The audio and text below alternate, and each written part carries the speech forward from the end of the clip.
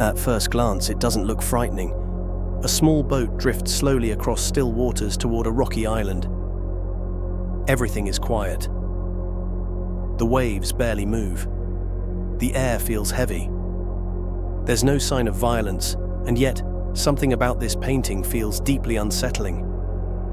It's called the Isle of the Dead, and for decades, this image haunted the minds of millions.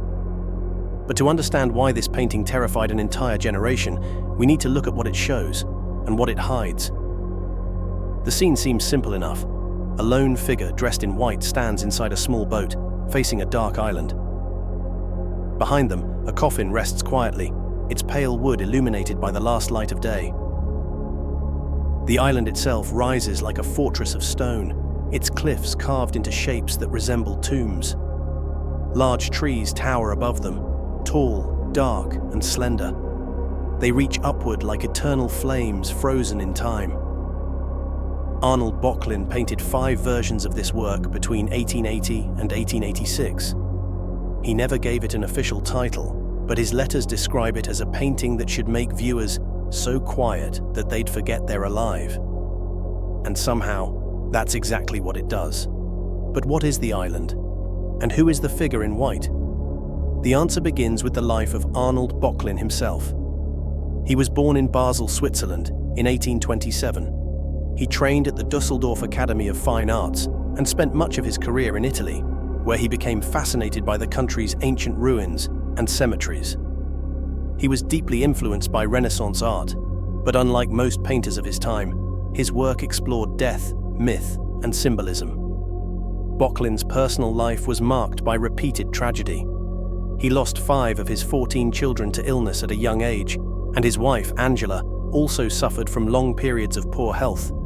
Friends and biographers described him as someone who carried a quiet, persistent grief that shaped nearly all of his later work. In 1880, while Böcklin was living in Florence, he received a visit from a widow named Marie Berner. Her husband, a well-known businessman, had recently died, and she was looking for a painting that would represent her mourning. She didn't want a portrait or a religious scene. She wanted something symbolic, something that captured the feeling of loss itself. Böcklin showed her a small, unfinished sketch he had been working on. It depicted a dark island surrounded by water, with tall cypress trees rising behind white cliffs. A small boat approached the island, carrying a standing figure dressed in white beside a coffin. The image was simple but powerful. It was a visual metaphor for the passage from life to death. Marie Berner immediately asked Böcklin to turn the sketch into a full painting. She wanted it to represent her own journey of mourning, and the woman in white would symbolize herself accompanying her husband to his final resting place. The coffin represented him. The boat was the vessel carrying them both to eternity. Böcklin completed the painting later that year. The final version was unlike anything being painted in Europe at the time. There were no angels, no religious symbols, no dramatic gestures, just a silent island, still water, and the slow movement of the boat. The painting's title, Isle of the Dead, was not given by Böcklin himself. It was added later by an art dealer. Many of Böcklin's earlier works already revealed his deep fascination with death and the idea that it was always close, even in life. One of his most haunting pieces is Self-Portrait with Death Playing the Fiddle, painted in 1872. It's not a large painting, but it's incredibly powerful. It shows Böcklin sitting at his easel, focused and calm, while a skeleton stands just behind him, playing a violin. The skeleton isn't threatening, it's almost polite, quietly performing for him. The bow of the violin points toward Böcklin's head, as if death itself is giving him a private concert. When he painted himself sitting beside it, he wasn't trying to scare anyone. He was showing how he saw the world. That death isn't a distant event waiting at the end, but a constant companion, standing quietly behind every act of creation. The painting is also technically fascinating. Böcklin uses dark tones and warm browns, almost as if the light is fading, creating an atmosphere that feels both intimate and unsettling. His expression is serious, but not fearful, as though he's accepted the skeleton's presence. But Böcklin wasn't only painting death. He also loved mixing fantasy and reality, often blending mythological figures into natural settings smoothly. One of his best examples of this is Odysseus and Polyphemus. It shows a moment from Homer's Odyssey when Odysseus and his men are escaping the Cyclops Polyphemus after blinding him. In the painting, their small boat fights against the rough sea, while Polyphemus, enormous and furious, stands on the rocks, ready to throw a massive boulder. The whole scene feels alive. The waves crashing, the wind pushing, the tension frozen right before disaster.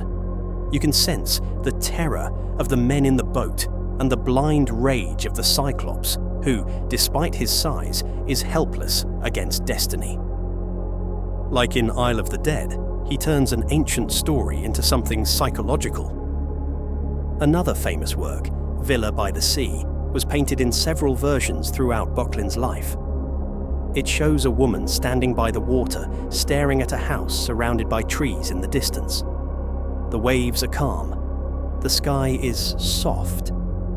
But there's a strong feeling of melancholy, as if she's waiting for someone who will never return. The painting doesn't tell a story directly, but it makes you feel one. That was Böcklin's gift. He returned to this theme of loneliness and longing over and over again.